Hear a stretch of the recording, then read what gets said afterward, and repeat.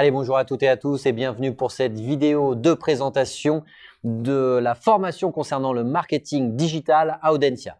Donc, si vous êtes candidat post-prépa ou candidat AST et que vous avez un projet professionnel ou une envie d'orientation vers le secteur du marketing et pourquoi pas le marketing digital, cette vidéo d'une petite demi-heure est faite pour vous. On va vous présenter tous les aspects en rapport avec le marketing, que ce soit d'un point de vue académique, l'international, professionnel, associatif, en L3, en M1 et en M2 au sein d'Audencia. Donc vraiment toutes les opportunités que vous avez de vous épanouir en rapport avec le marketing.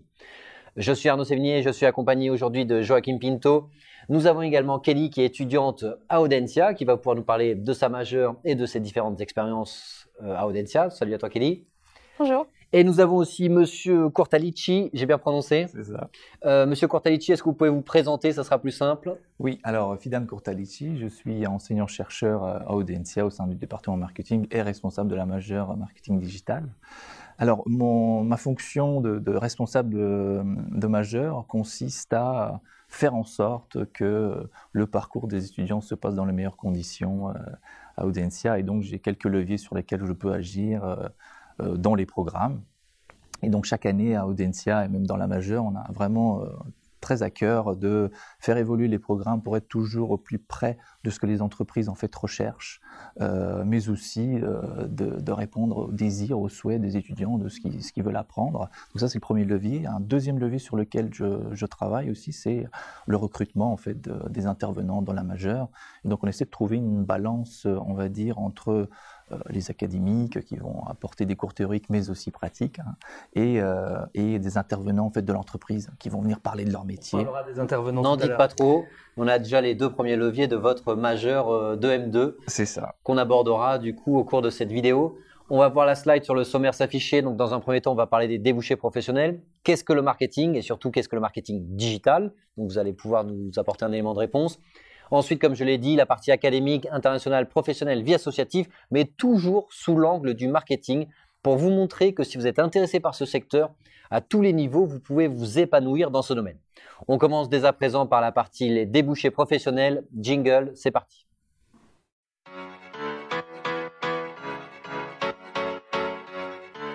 Alors, Monsieur Courtalici, la slide va s'afficher. Est-ce que vous pouvez nous définir ce qu'est le marketing et particulièrement le marketing digital?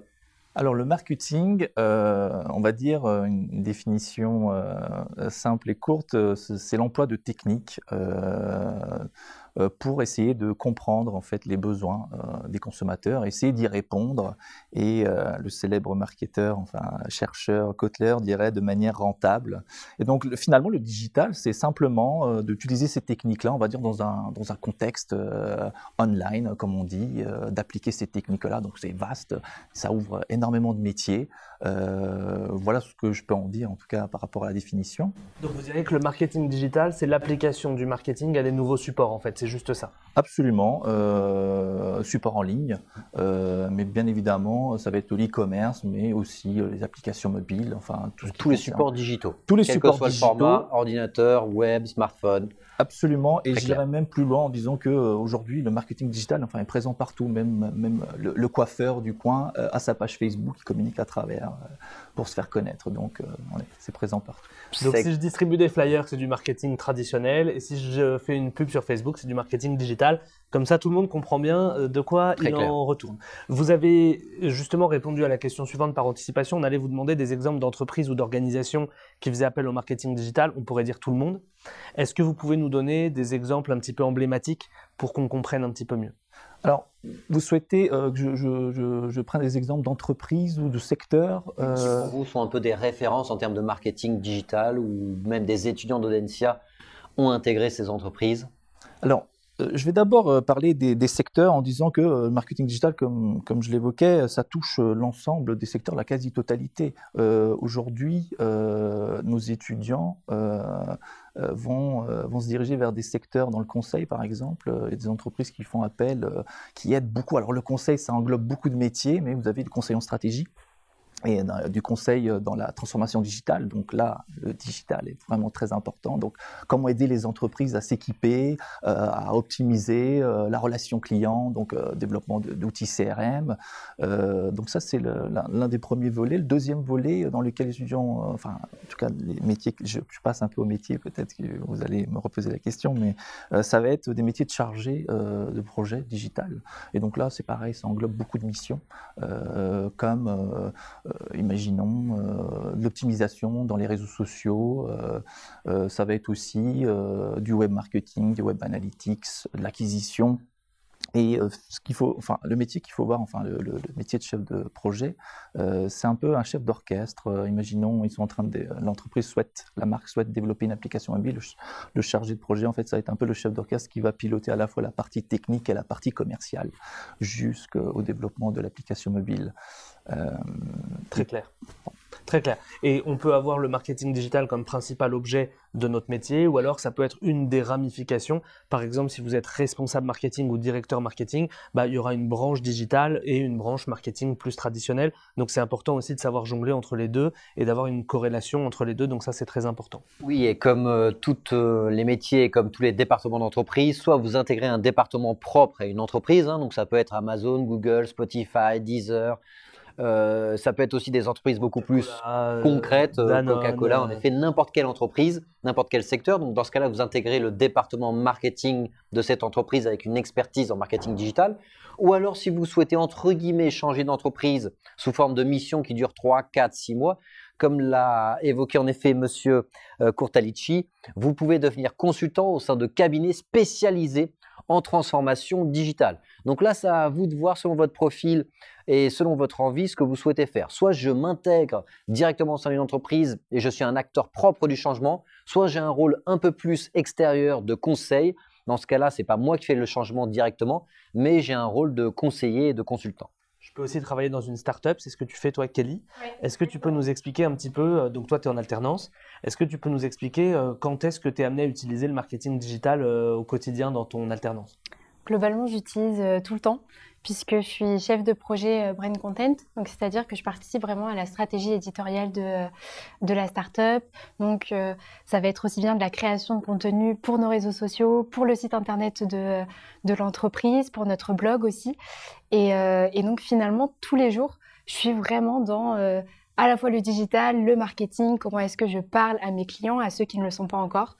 Et c'est là aussi que, du coup, ce qu'on aborde dans la majeure a un vrai intérêt dans les missions que je fais après en entreprise. Tu le fais en alternance, donc tu as vraiment cette combinaison théorie-pratique sur laquelle on aura l'occasion de revenir. On va passer à Arnaud à la partie suivante, si tu es d'accord, avec le jingle qui va s'afficher pour la partie académique.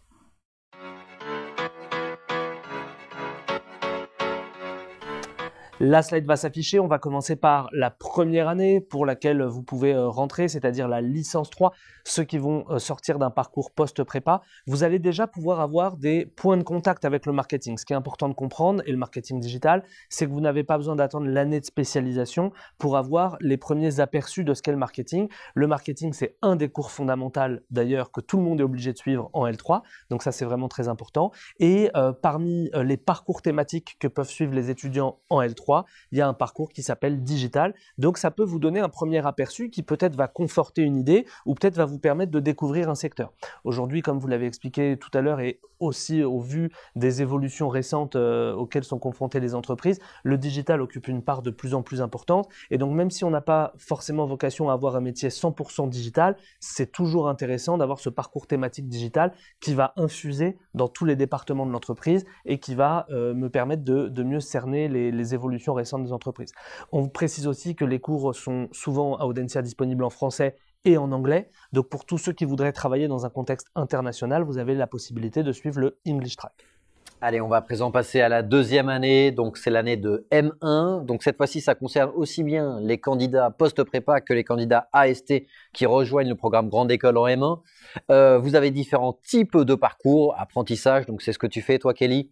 Vous avez aussi le parcours double compétence, donc c'est un double diplôme avec une autre institution. le parcours engagement, le parcours modulable. Donc bref, vous avez un certain nombre de parcours, donc c'est des voies qui vous sont offertes, mais quel que soit le parcours que vous choisissez, vous pouvez commencer une carrière dans le département du marketing. On ne va pas détailler ces parcours parce que c'est vraiment des parcours assez généralistes que l'on détaille dans la vidéo du programme Grande École. Mais dans chacun de ces parcours, il y a des points de contact avec le marketing. C'est surtout en M2, donc la dernière année, l'année numéro 3, la slide va s'afficher, où là, vous pouvez concrètement choisir la spécialisation de marketing qui vous intéresse. Donc, vous voyez toutes les MSc, donc les Master of Science, c'est-à-dire les spécialisations de master en M2 en rapport avec le marketing. Donc, il y en a 4. Monsieur Cortalici, est-ce que vous pouvez en prendre une au hasard et nous expliquer quel est le contenu du programme, les enseignements, les intervenants qui y sont, etc. Alors au hasard, je vais prendre le marketing digital pour vous en parler. Quelques cours, hein, je vais évoquer quelques cours que nous enseignons.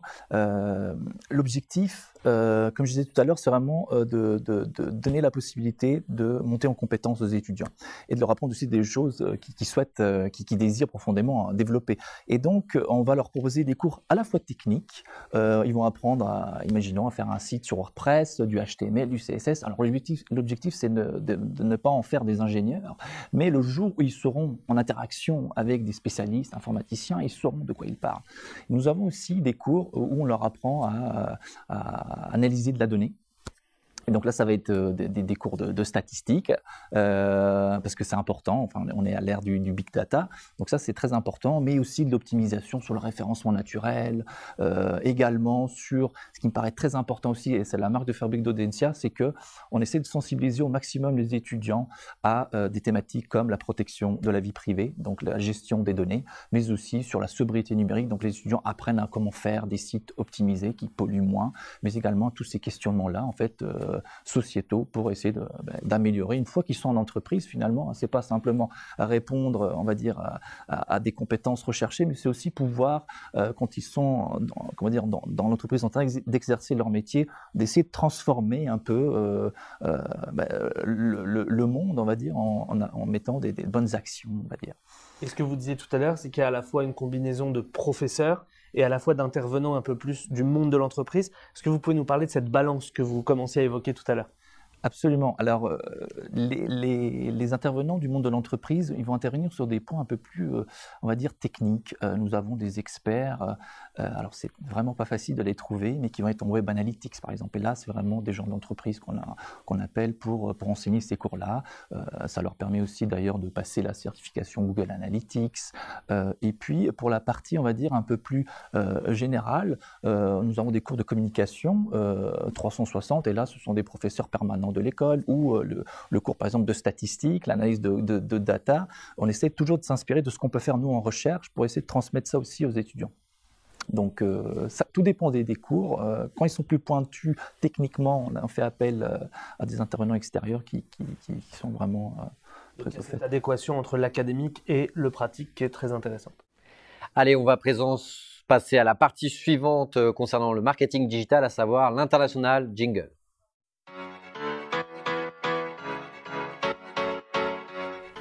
Alors pour cette partie internationale, on a vu tout à l'heure qu'il y avait une grande partie des cours qui étaient dispensés en anglais. Ça va être la grande majorité des cours à partir de la rentrée prochaine.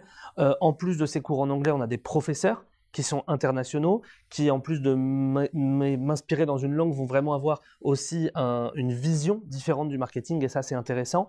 Et en plus de ça, vous avez des doubles diplômes et des universités partenaires à l'international. Ça c'est une vraie valeur ajoutée pour les étudiants. Est-ce que, sans forcément entrer dans le détail de tous les doubles diplômes et de toutes les universités partenaires, vous pouvez nous expliquer en quoi c'est intéressant pour les étudiants d'avoir une vision internationale de leur métier ? Alors chaque marché a ses spécificités, donc pour les étudiants, faire un double diplôme aux États-Unis, par exemple, ça va vraiment leur permettre de s'imprégner du marché états-unien, et parfois d'ailleurs il y a beaucoup de tendances des États-Unis qui proviennent en France, et il y a beaucoup de cas de personnes ayant fait leurs études et sont revenues en France pour monter leur start-up par exemple, donc pour ça c'est vraiment très intéressant. Il y a aussi des spécificités dans l'enseignement, je prends les États-Unis, mais ça peut être aussi au Japon, qui vont beaucoup les nourrir aussi dans leur pratique dans leur travail. Et donc, en effet, comme vous l'évoquez, nous avons beaucoup de partenaires, il y a plus de 200 universités et business schools aux quatre coins du monde. Et même nous, dans la majeure, nous en avons qui sont en échange. On avait évoqué tout à l'heure UCLA ou Berkeley. Ça va être sur des thématiques un peu plus spécifiques sur lesquelles ils vont se former, mais ce qui est très intéressant, c'est que j'ai un cas, par exemple, un passage à Berkeley sur l'entertainment, et puis après, aujourd'hui, l'étudiant en question a retrouvé un stage chez OCS, donc il y a cette application, on la nourrit aussi avec la majeure, et donc il y a un stage en e-marketing qu'il va faire. Donc cette formation, les deux formations lui ont permis d'accéder à ce stage-là. Alors, ce que vient de dire M. Cortalici, c'est extrêmement important, c'est-à-dire que vous devez lier le secteur d'activité économique qui vous intéresse à votre échange à l'international. Si vous êtes plutôt intéressé par l'entertainment, le cinéma, tout ce qui est production audiovisuelle, en effet, partez plutôt aux États-Unis, comme ça vous pourrez travailler dans le marketing, voire le marketing digital dans ce secteur-là. Si vous êtes plutôt intéressé par exemple par le luxe, vous voulez faire du marketing digital dans le luxe, ça sera plutôt dans ce cas-là la Chine pour l'aspect consommation ou l'Italie pour bien entendu les entreprises de luxe qui y sont présentes. Bref, adaptez votre échange universitaire à l'étranger, que ce soit un double diplôme ou un échange classique avec le secteur d'activité qui vous intéresse. Vous aurez forcément des cours en rapport avec le marketing sur place. Donc saisissez ces opportunités sur le plan, on l'a vu tout à l'heure, académique, sur le plan international, et on va passer à la partie suivante avec la partie professionnelle.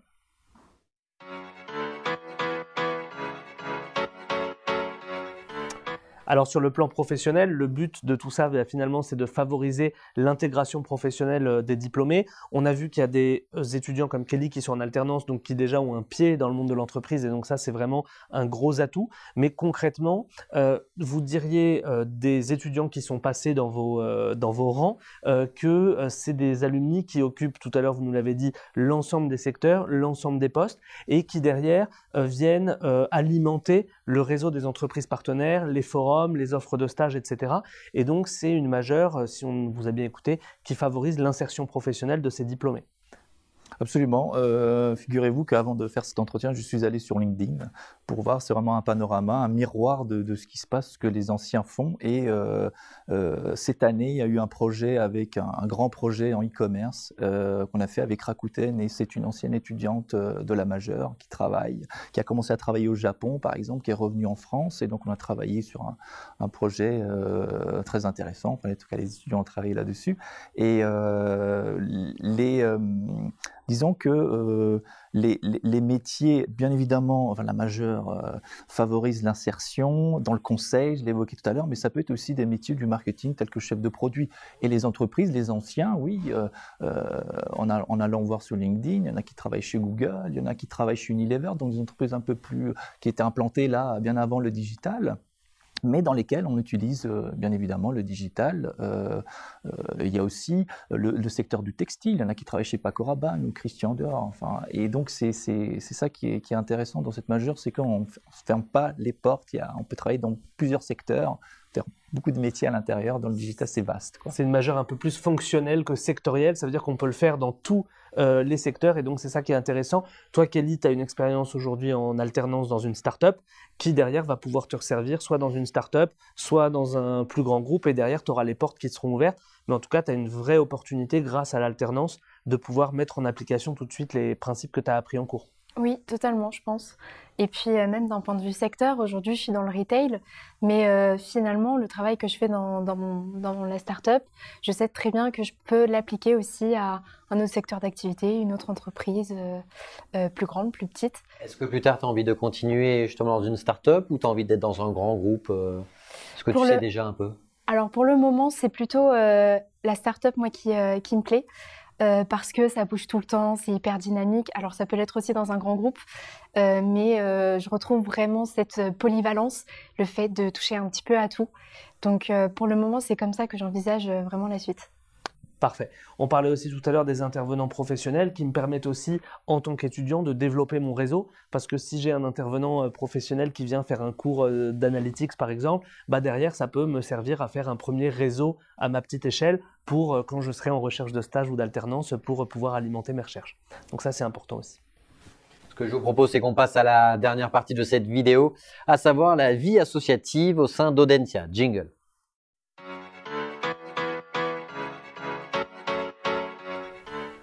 Alors, concernant la vie associative, sous le prisme du marketing digital, la slide va s'afficher. Eh bien, c'est très simple. Toutes les associations sont concernées par le marketing digital parce que toutes les associations organisent des événements. Qui dit événement dit promotion. Qui dit promotion dit il faut le faire savoir au plus grand nombre pour que l'événement soit un succès. Donc, forcément, il y a du marketing digital dans n'importe quelle association dans laquelle vous allez vous investir. C'est un peu ce qu'on disait tout à l'heure avec les entreprises. Toute entreprise a besoin de marketing digital pour faire venir du monde dans son commerce. Vous donnez l'exemple du coiffeur. Toute association a besoin de faire venir du monde à ses événements et donc a besoin d'un canal marketing et plus particulièrement marketing digital. En plus de ça, vous avez des conférences qui sont organisées à Nantes, notamment par l'association Isegoria, sur laquelle il y avait eu Cédric Villani l'année dernière et donc avec des thèmes pour ceux qui aiment plus la statistique, etc., la partie un peu plus mathématique. Et Nantes, globalement, c'est une ville qui est en pointe de l'innovation. Ça a été la capitale de l'innovation européenne en 2019. Ça a été la capitale de la French Tech 2019-2022. Donc Nantes, c'est vraiment aussi un écosystème tourné autour de l'innovation. Et donc, c'est important aussi que Audencia s'intègre dans ce pôle avec aussi une bonne insertion avec les écoles d'ingénieurs de la zone. Et donc, c'est pas seulement dans les cours, dans les retombées professionnelles, dans les retombées internationales, mais c'est aussi le simple fait d'être à Nantes qui va donner aux étudiants une émulation pour développer leur passion pour le digital. On va à présent passer au mot de la fin. On va commencer par toi, Kelly. Kelly, donc tu as la caméra juste là. Est-ce que tu as un dernier mot à donner aux étudiants, aux candidats surtout, qui nous écoutent, pour leur donner envie de rejoindre tout simplement Audencia? Eh bien, si vous voulez rejoindre une école où on s'y sent bien, où on est content de croiser les autres étudiants dans les couloirs, de partager vraiment beaucoup de moments hyper chaleureux, tout dans la bienveillance, n'hésitez pas à rejoindre Audencia, vous ne serez pas déçus et je serai très ravie de vous croiser dans les couloirs aussi de l'école. Merci Kelly, on va vous demander le même exercice de mot de la fin pour donner envie aux étudiants attirés par le marketing et en particulier marketing digital de rejoindre Audencia. Alors, si vous souhaitez bénéficier de cours qui sont à la fois très proches de la vie réelle, pragmatiques, mais aussi vous renforcer d'un point de vue théorique en bénéficiant d'expertise à la fois de professionnels venant de l'entreprise, mais également des académiques, professeurs, chercheurs de Audencia, et travailler sur des cas très concrets avec cette sensibilisation aux enjeux sociétaux, rejoignez-nous, je serai très ravi, je serai ravi de pouvoir... Parfait, merci beaucoup.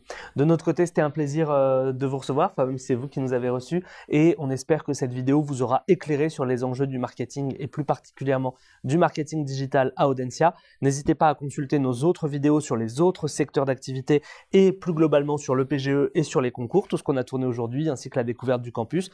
On vous dit à bientôt. Salut! Salut à tous!